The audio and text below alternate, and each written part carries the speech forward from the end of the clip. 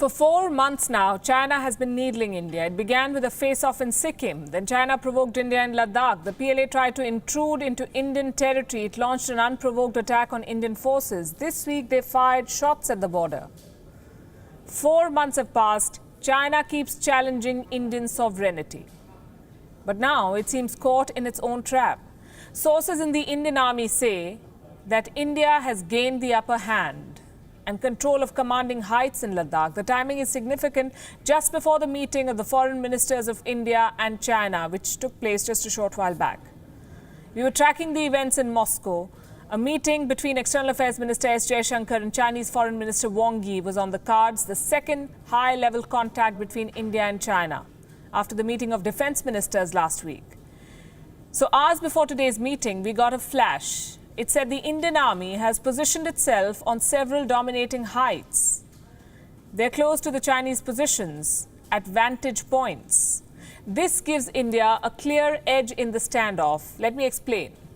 This is the area we're talking about. This is where the standoff is on. The Fingers area in the north bank of the Pangong Tso. It looks like the palm of your hand, the hills and mountains. They look like fingers from a satellite, which is why it's called the Fingers area. There are 8 of them there, 8 fingers. The area between Finger 4 and Finger 8 is called the Grey Zone.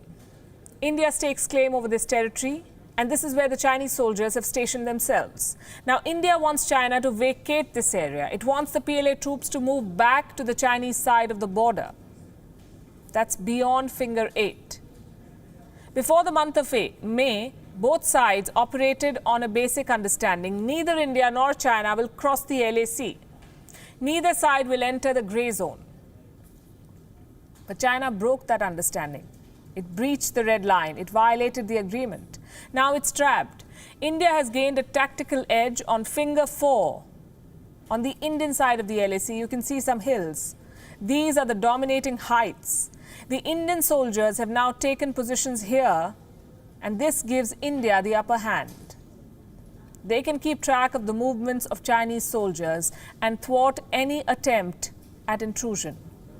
Why is this development so significant? Because the PLA was stepping up its deployments. We told you about this last night. The Global Times had reported that China is pulling bombers, air defense troops, paratroopers and more from different parts of the country. They're all being deployed along the Indian border.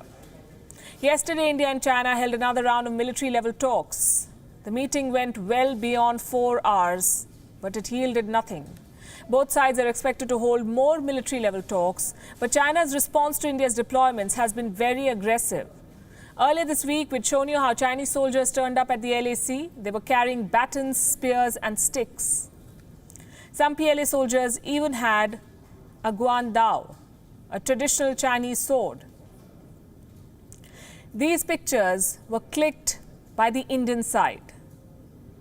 From the same dominating heights, they blocked the intrusion attempt on Tuesday.